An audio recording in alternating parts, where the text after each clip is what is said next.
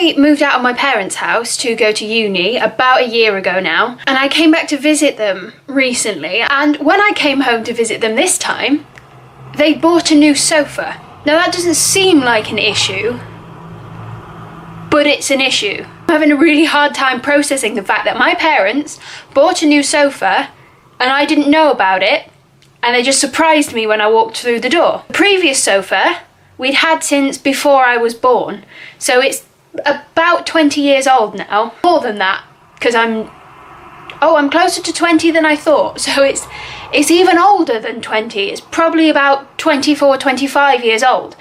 And that was a sofa that I'd grown up on. I have pictures of me and my dad sat on that sofa, or my dad sat on that sofa and me sat on my dad from when I was a baby. My favourite one is I'm sat on my dad.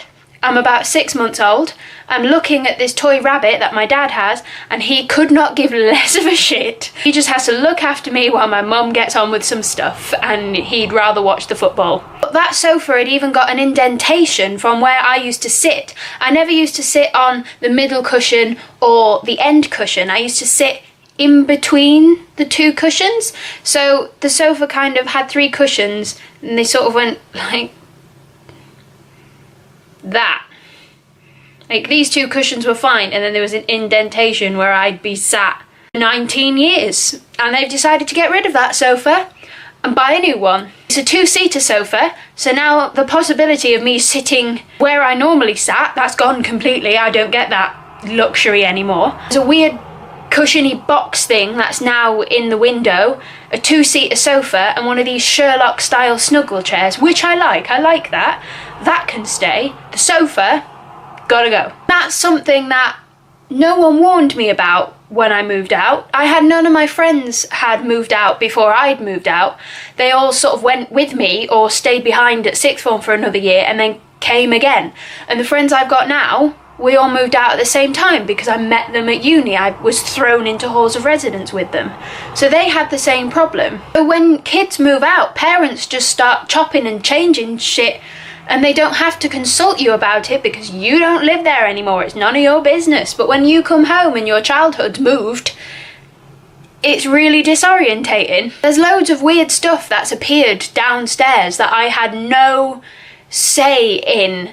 And if I was living at home, I'd say to them, we clearly didn't need that, but you're bored now I've left, and you're buying stuff to entertain you while I'm not here. The sofa's new.